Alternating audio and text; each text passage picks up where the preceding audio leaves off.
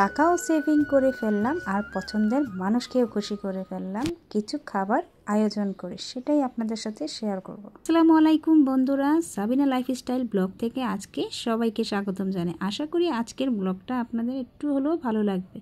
আর কোনো অংশ যদি আপনাদের একটুও ভালো লেগে থাকে তাহলে আশা করি লাইক করে এবং সাবস্ক্রাইব করে পাশেই থেকে যাবেন আর বেল বাটনে চাপ দিয়ে রাখবেন, তাহলে আমি যখনই ভিডিও ছাড়ি সবার প্রথমেই আপনাদের কাছে চলে যাবে। তো এই পর্যায়ে আজকে আমি বললামই তো সাধ্যের ভিতরে সবাইকে খুশি করতে এবং পছন্দের মানুষের জন্য কিছু স্পেশাল নাস্তা তৈরি করব। আমরা অনেকেই দেখবেন কম বাজেটে সংসার চালাতে হয়, তখন দেখা যায় ভালো কিছু খাবার রান্না করতে গেলে আমাদের অনেক কিছুই চিন্তা করতে হয়। আর বাইরে যদি খেতে যাই তাহলে তো অনেক টাকা খরচ হয়ে যাবে, সেই চিন্তা করে কিন্তু আমরা মধ্যবিত্ত পরিবার অনেকেই কিন্তু বাইরে খেতে যেতে চাই না। আর সেরকম খাবারই যদি আমি ঘরে তৈরি করে সবাইকে খুশি করে দিতে পারি তাহলে তো কথাই নেই। আর এরকম খাবার পছন্দ করে না আমি তো মনে হয় মানুষই খুঁজে পাওয়া যাবে না, কারণ ছোলা বুট আর অনেকেই এটাকে ছোলে বাটুরের নামেই চিনে, তবে সেটা আমাদের পাশের দেশে ইন্ডিয়াতে, কিন্তু বাংলাদেশে এই খাবারটা কিন্তু অনেক প্রচলিত, অনেকেই খাবারটা পছন্দ করে আর খেতে কিন্তু খুবই ভালো লাগে এই রেসিপিটা। আর আমি সেই জন্য আমার হাজব্যান্ডের পছন্দের নাস্তাটা আজকে সকালে তৈরি করব, সেটাই আপনাদের সাথে শেয়ার করলাম। আর কিভাবে তন্দুর রুটিটা খুবই নরমভাবে ডোটা তৈরি করে নেব যাতে রুটিটা খুবই সফট হয় আর খুবই সুন্দর ফুলে ওঠে, তো সেই প্রসেসটা পুরো আপনাদের সাথে দেখিয়ে দিলাম। কীভাবে স্ট্রেচি হয়েভাবে আটাগুলো গুলি নিয়েছি, আর ইস্টটা যদি পরিমাণ মতো দেওয়া হয় তাহলে কিন্তু সেটা ডোটা কিন্তু খুবই সুন্দরভাবে ফুলে ওঠে। তো সেই জন্য আমি আটাটা খুবই সুন্দর করে মথে নিয়েছি।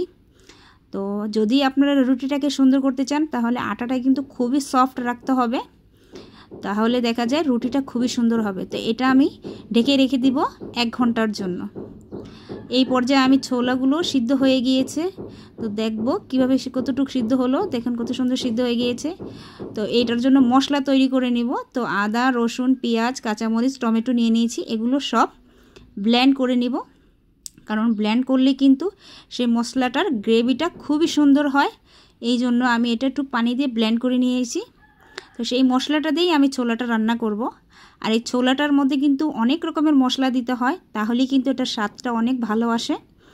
তো আমি প্রথমে পেঁয়াজগুলো ভেজে নেব, তবে এখান থেকে কিছু পেঁয়াজ তুলে রেখে দিব পরে এটা বুটের উপরে বা ছোলার উপরে দেওয়ার জন্য।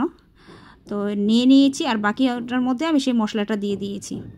তো এই পর্যায়ে আমি গ্রেভিটা অনেকক্ষণ রান্না করব, এক এক করে সব মশলা দিয়ে দিব। একটু হলুদের গুঁড়ো দিয়ে দিয়েছি, মরিচের গুঁড়ো দিয়ে দিয়েছি, তারপরে এখানে গরম মশলার গুঁড়ো দিয়ে দিয়েছি, টেস্টিং সল্ট, লবণ দিয়ে দিয়েছি। তো আসলে এই খাবারটা মশলাটা যদি পরিমাণ মতো দেওয়া হয় তাহলেই কিন্তু সেই গ্রেভিটা খুবই সুন্দর একটা স্মেল আসে। আর আমি জিরের গুঁড়োটা দিইনি, সেটা সবার পরে দিয়ে দিব। তো এই পর্যায়ে ভালো করে মশলাটাকে আমরা অনেকক্ষণ কষিয়ে নিব। তো একটু চিনি দিয়ে দিলাম, কারণ একটু মিষ্টি মিষ্টি ফ্লেভারটা কিন্তু ছোলাতে খুবই ভালো লাগে। তো আমার মশলাটা তেল ছেড়ে দিয়েছে, খুবই সময় নিয়ে মশলাটাকে কষাবেন, তাহলে দেখবেন খুবই সুন্দর স্মেলটা যখন আসবে তখনই বুঝতে পারবেন যে আপনার এটা কষানো হয়ে গিয়েছে, কারণ মশলাটাই কিন্তু আসল। যদি মশলাটা ভালো করে রান্না করা হয় তাহলেই কিন্তু বুটটা বা ছোলাটা রান্নাটা খুবই সুন্দর হয় এবং খেতে ভালো লাগে। তো এই পর্যায়ে আমি বুটগুলো দিয়ে দিব। তো এই ছোলা বুটগুলো কিছুক্ষণ আমি মশলার সাথে কষিয়ে নিব। তো আশা করি এই রেসিপিটা আপনারা যদি একবারও ট্রাই করেন তাহলে খেয়ে বুঝতে পারবেন যে আসলে খুবই মজাদার একটা রেসিপি। যারা একবার খেয়েছে এই ছোলে বাটুরের রেসিপিটা কিংবা ছোলার রেসিপিটা, তারা তার ফ্যান হয়ে গিয়েছে, কারণ এই ছোলাটা কিন্তু আমাদের দেশে অনেকটাই সচরাচর পাওয়া যায় না, আর পাওয়া গেলে একটু প্রাইসটা একটু বেশি, কিন্তু খেতে অনেক ভালো লাগে। তারপরে চেষ্টা করেছি বাইরে গিয়ে রেস্টুরেন্টে খাওয়ার থেকে ঘরে যদি অল্প কিছু খরচ করে যদি আমরা সেভাবে একটা আয়োজন করে সবাইকে খুশি করতে পারি তাহলে তো কথাই নেই। তাই আমি এই খাবারটা প্রায়ই করেই থাকি। আর যখনই রমজান মাসে ছোলাটা এনেছিলাম তো কিছুটা রেখে দিয়েছিলাম যে ঈদের সময় বা ঈদের পরে আমি এটা খাবারটা রান্না করে দিব, কারণ আমরা যদি বাইরে রেস্টুরেন্টে খেতে যাই তাহলে সে অনুপাতে দেখা যায় অনেক খরচ পড়ে যায়। এই জন্য আমি ঘরেই সবার পছন্দের খাবারগুলো রান্না করে থাকি। ওই যে বললাম, বাজেটের সংসারে যদি বুঝে খরচ করা হয় তাহলেই সুখ শান্তি থাকে। আর আমরা যদি সীমাবদ্ধতার মধ্যে না থেকে যদি সাধ্যের বাহিরে চলে যাই তখনই কিন্তু আমাদের সংসারে অশান্তি লেগে যায়। তো শান্তিটা বজায় রাখতে হলে পছন্দের খাবারটাও চালিয়ে যেতে হয় এবং সুন্দরভাবে মেনটেন করে চলতে হয়। তো ছোলা রান্না হয়ে গিয়েছে, এই পর্যায়ে আমার আটাটা কত সুন্দর ফুলে উঠেছে দেখুন। তো এই জন্য বললাম, যদি আপনি ডোটা খুবই সুন্দর সফট রাখেন তাহলে কিন্তু আপনার রুটিগুলো খুবই সুন্দর হবে। আর আমার কাছে খুবই ভালো লেগেছে, এত সুন্দরভাবে ফুলে উঠেছে। এখন দেখা যায় তন্দুর রুটি কিংবা নান যদি আপনি তৈরি করেন, সেই রুটিটা অনেক নরম এবং তুলতুলে থাকবে। আর সফট রুটির জন্য আমি মনে করি এরকমভাবে ডোটা আপনারা তৈরি করে নিতে পারেন। তো এটা ভালো করে, এটার মধ্যে যে ফুলা ভাবটা, আমি এটা কমিয়ে নিব। তারপরে এক এক করে রুটির জন্য ডো তৈরি করে নিব। তো এবার রুটিগুলো করে নিব। আর এই রুটিগুলো আমি যখনই বাসায় তৈরি করি সবাই বলে যে আসলে রেস্টুরেন্ট থেকেই ভালো হয়েছে তোমার ঘরের রান্নাটা। তখন এই কথাটা শোনার পরে আমার এতটা ভালো লাগে, জানি না আমাকে খুশি করার জন্য কি না, কিন্তু তারা খুবই তৃপ্তি সহকারে খায় আর আমাকে বলে যে তুমি একদম রেস্টুরেন্টের মতো করেই তন্দুর রুটি কিংবা নান রুটি তৈরি করে দাও, খুব ভালো লাগে। তো আমি এই জন্য সবসময় সবার পছন্দের তালিকায় কিছু না কিছু রাখি আর চেষ্টা করি যাতে সবাই খুশি থাকে আর পছন্দের খাবারটা তাদেরকে দিয়ে আমার নিজের কাছেও অনেকটা ভালো লাগে। তো দেখুন কত সুন্দর ফুলে উঠেছে। আসলে আমরা কিছু চেষ্টা সবাইকে যে এতটা আনন্দে দিবে সেটা ভাবা যায় না, আর ভাবলে আমার খুবই ভালো লাগে যে আমার একটু চেষ্টা আর একটু কষ্টটা সবার মুখে হাসি ফুটিয়ে উঠায়, এটা দেখলেই আমার কাছে ভালো লাগে। তো সবার জন্য তো একটু কষ্ট করতেই পারি। তো এভাবে আপনি একটু তেল যদি উপরে ব্রাশ করে দেন, রুটিটা খুবই সফট থাকে, নরম থাকে আর দেখতে অনেকটা লোভনীয় একটা কালার চলে আসে কিন্তু। তো এই পর্যায়ে আমার এটা ভাজা হয়ে গিয়েছে, এক এক করে সবগুলোই ভেজে নিব। আর সকালটা হলেই কিন্তু বাচ্চারা দেখা যায় ধৈর্য তাদের থাকেই না, তাড়াতাড়ি নাস্তা দাও তাড়াতাড়ি নাস্তা দাও বলতে থাকে। তখন কি আর করার, ঝটপট করে এক এক করে সবগুলো রুটি ভেজে সবাইকে একসাথে সার্ভ করা যায় না, আমি এক এক করে সবাইকে দিয়ে দিই।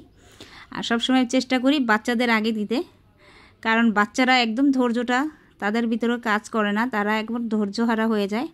যদি তাদের পছন্দের কোনো খাবার রান্না করি কতক্ষণে তারা খাবে। আমার বাচ্চারা এরকম বিরক্ত করে আমাকে, জানি না আপনাদের বাচ্চারা কীরকম, কিন্তু আমার বাচ্চারা আমাকে অনেক বিরক্ত করে। একদিন আপনাদের সাথে তাও শেয়ার করব। আসলে মারা যে কতটা ধৈর্যশীল সেটা আমি মা না হলে বুঝতে পারতাম না। আমি আগে বলতাম যে ধৈর্য কাজ করে না আমার ভেতরে, কিন্তু এখন দেখি অনেকটাই ধৈর্য কাজ করে। তো এই যে আমার রুটি হয়ে গিয়েছে, ছোলা হয়ে গিয়েছে, আর রুটিটা কতটা সফট হয়েছে সেটাই দেখাবো। দেখুন কতটা নরম আর কতটা সফট হয়েছে। তো এই পর্যায়ে আমি দিয়ে দিব এক একজনকে খাবারগুলো, আর তারপরেই আমি দুপুরের রান্নায় চলে যাব। তো রান্না করতে আসলে সময় লাগে, কিন্তু খেতে কিন্তু বেশি সময় লাগে না। তো রাঁধুনিদের ডিউটিটাই এইরকম যে রান্না করার সময় নিয়ে খেয়ে তাড়াতাড়ি শেষ করে দাও। তো জিনিসটা কীরকম না, আমরা অনেক কষ্ট করে রান্না করি সময় নিয়ে, কিন্তু ঝটপট সবাই খেয়ে ফেলে। তো আজকে ছুটির দিন, তাই একটু মুরগির মাংস রান্না করব। তো মাংসটাকে প্রথমে চিকেনটাকে ভেজে নিচ্ছি, হালকা একটু ভেজে তারপর রান্না করব। আর ছুটির দিন যদি মাংস না হয় বাচ্চাদের তো কথাই নেই, তারা বলবে ছুটির দিন আজকে তো মাংস খাবো। কিন্তু দেখা যায় অনেক সময় আমাদের কিন্তু বড় যারা আমরা কিন্তু মাংসটাকে বেশি পছন্দ করি না, মাছ ভর্তা টর্তা করে নেব। তো মশলাটাকে ভালো করে ভেজে পানি দিয়ে মশলাটা মাংসটা দিয়ে কাজ চালাতে। আসলে মুরগির মাংসটা রান্না করাটা সবগুলো মশলা নিয়ে নিয়েছি ঝটপট। আর এই খাবারটা বাচ্চারা মাংস রান্না করে, আর আমার মনে হয় আমার জন্য অনেক সহজ রান্না। তাই আমি মুরগির মাংসটাকে খুবই ইজিলি রান্না করে ফেলি। কিন্তু মাছ রান্না করতে গেলে কাটরে বাটরে কত ঝামেলা মনে হচ্ছে, কিন্তু মাংস রান্নার সময় এতটা ঝামেলা মনে হয় না। তো ভাজা মাংসগুলো দিয়ে দিব, আর এই পর্যায়ে নেড়ে চেড়ে কিছুক্ষণ কষিয়ে রান্না করলে আমাদের মাংসের রেসিপিটা হয়ে যাবে। খুবই দ্রুতই কিন্তু মাংস রান্নাটা হয়ে যায়, আর খেতেও মন্দ লাগে না, ভালোই লাগে। তো আমার বাচ্চাদের মতো কার কার বাচ্চারা এরকম মাংস হলে আর কথাই নেই, এতটা খুশি হয়ে যায়। আর এই যে আমার মাংসের রেসিপি হয়ে গিয়েছে। তো ঝটপটের মধ্যে আয়োজন। তো আজকে ডাল রান্না করব, তো ভুনা ডাল রান্না করব। তো প্রথমে পেঁয়াজগুলো ভেজে নিয়েছি। তো যারাই আমার ভিডিওটা কন্টিনিউ করছেন, পুরোটা ভিডিও দেখেছেন, অবশ্যই আপনারা লাইক করে যাবেন। আর দেখা যায় যারাই আমার চ্যানেলে নতুন আসছেন অবশ্যই একটা করে সাবস্ক্রাইব, একটা লাইক দিয়ে কাজের অনুপ্রেরণা বাড়িয়ে দিয়ে যাবেন। আসলে আমি চেষ্টা করি যার ভিডিও দেখি না কেন সম্পূর্ণটাই দেখার চেষ্টা করি, আর আশা করি আপনাদের কাছেও সেই আশাটাই রাখি যে আপনারাও আমার ভিডিওটা ফুল ওয়াচ করবেন। গন্তব্যস্থলে যেতে আমাদের কিন্তু অনেকটাই। তো আশা করি আপনারা এই জিনিসটা বুঝতে পারবেন, আর আমরাও সেই চেষ্টাই করব যে সবার চ্যালেঞ্জগুলো যাতে দ্রুত কমপ্লিট হয়ে যায়, সেই জন্য সবার ভিডিওগুলোই ফুল ওয়াচ করার চেষ্টা করব। আসলে সবাই মিলে যদি কাজ করি তাহলে কাজটা অনেক সহজ হয়ে যায়। কঠিন মনে হয় না, নয়তো ইউটিউবের ক্রাইটেরিয়া এতটা কঠিন, সবার কাছে কিন্তু এটা অসম্ভব হয়ে যায়। কিন্তু সবার ভালোবাসা থাকলে আমার মনে হয় সহজ হয়ে যায়। তো আজকে এই পর্যন্তই। যদি আমার ভিডিওটা ভালো লেগে থাকে অবশ্যই